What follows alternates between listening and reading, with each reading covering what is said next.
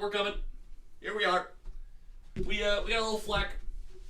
People make fun of us for our intro. Bad intro. Should we just copy other content creators' intro? Should we? Should we?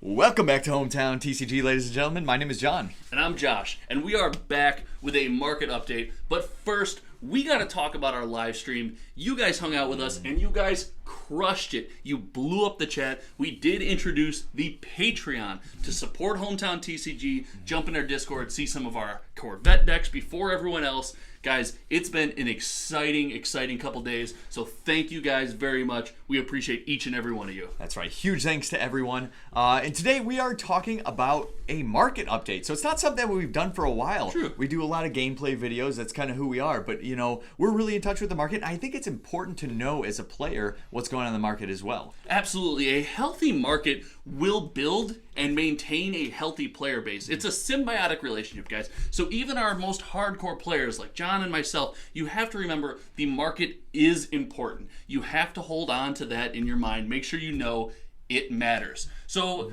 we've seen a bit of a downturn recently, right? In the That's right. the Monarch market. Yeah, if you're looking at the boxes, they're down 25% from what the kind of established price was after release. So you're able to get things for $300 right now. TCG player, it's right around 300, just above there for a case. Absolutely, yes. A case is about I think the lowest case we saw when we looked was $1239.90. I have it right here, $1239.98. So it's just a little bit of you pay a little premium for that sealed factor. Right. So things are down a little bit. It is something that was kind of expected. You know, are your diamond hands shaking yet? No, they're ready. They're steady. They're ready. But like you said, this is something that we expected. And if you look at our video in the past, we did predict things to kind of drop. And we also predicted what we call the race to the bottom as people try to get off the product and make a couple bucks. Yeah, so people see this game and they see the insane spikes in price shortly after release. Because you have these out-of-print announcements. The thing they don't realize is there still was this race to the bottom in previous sets. They just weren't around to experience it. Like Crew, I was still able to get cases for under $300 a little before that announcement came and things spiked. Additionally, you looked at some singles out the gate. Opening week, you had Rainbow Foil Majestics that were going for $50 plus. That a week or two later went to like $8. I know we bought some even lower. We bought a ton of them because we saw an opportunity to fill out our play sets, really get those things in. And Crew is a good example, right? So you guys, we saw something similar with the race to the bottom for Crew, but we need to be cautious when comparing Monarch to Crew because Crew had a couple things that caused the prices to spike to where they went that Monarch won't have. And the first thing that Crew had is an out-of-print announcement, right? Guys, Monarch First Edition was allocated immediately. We grew as a player base so fast that Monarch First Edition was allocated to LGSs, to distributors, to people for sealed events right away. So Monarch First Edition was all on the street the day it was released. So we won't have that announcement to spike those prices. And there's one more thing. Oh, it's skipping my mind. What was it? It's the unlimited. It's the unlimited, absolutely. So yeah, the most important thing. Right. Yeah, there wasn't unlimited at the time. So when that first edition out-of-print announcement came, that was the only product available. So it shot up higher than it normally would have. Absolutely, because we needed those pieces to play the game and to collect the game. So at some point, some of these people that are selling for the lower prices are going to sell out of the boxes. And at that point, prices will go up. But they're not going to go up 100, 200% like they did with Crew, right? Especially at the snap of a fingers. It's going to be a longer term play. So like we said with the Diamond Hands comment, guys, if you have invested, if you're one of those evil investors, or you got some sealed product, it's not necessarily time to panic. It's time to realize that we're in a downturn, we're in a down spike, and we should see a catalyst that will send us upwards. And the catalyst that'll send us upwards might be the same catalyst that's responsible for things going down a little bit across the way, right? Yeah, so we see generally things are down across the board. You know, we know collectibles are down, but we know that crypto is down. It just dropped below 30 for Bitcoin, and that's a huge thing. And you know, you brought up a good point about that on how the collectors.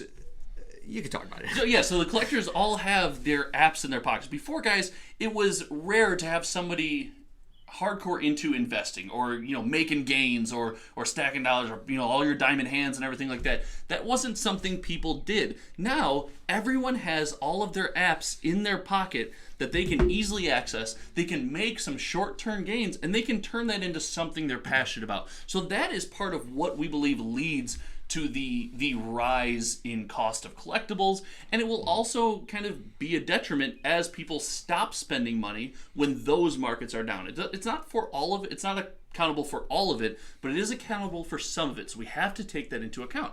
Right, so we don't know when everything is going to go back up. We can't tell the future. It may be the end of this year. It may be for another year from now. Who knows?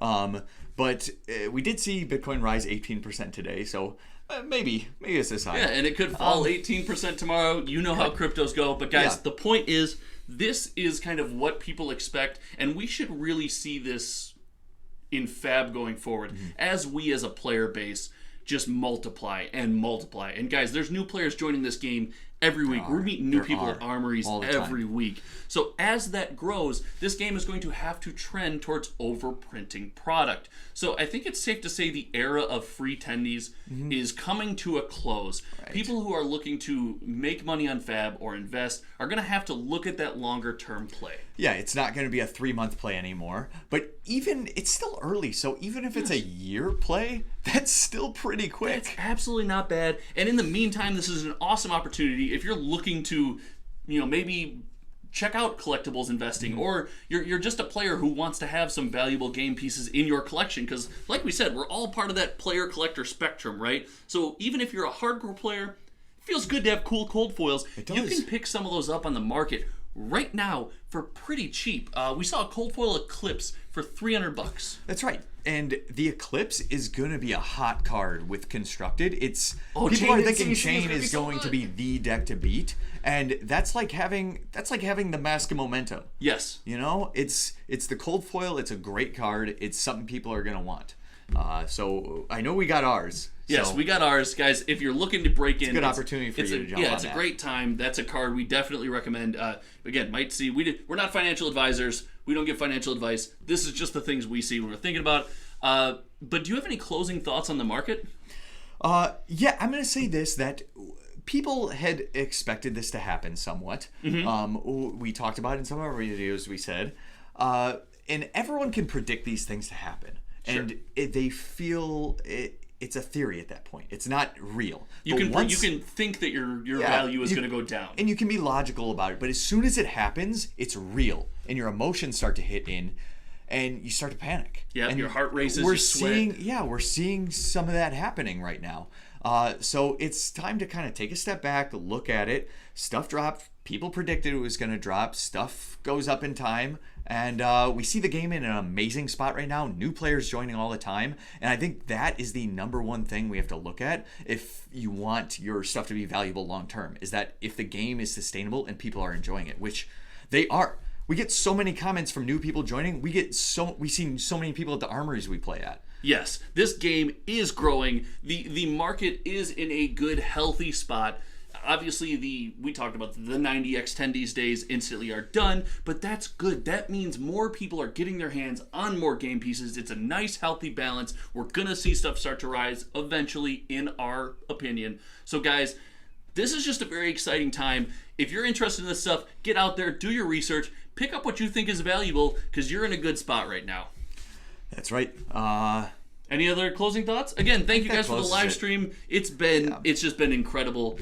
Patreon.com/HometownTCG if you really want to support. And if you're just watching, that's supporting. That is awesome. So let us know in the comments section what you think. And until next time, my name is Josh. And I'm John. And should we do a weird outro too? And just walk away? And just fade away with the voice?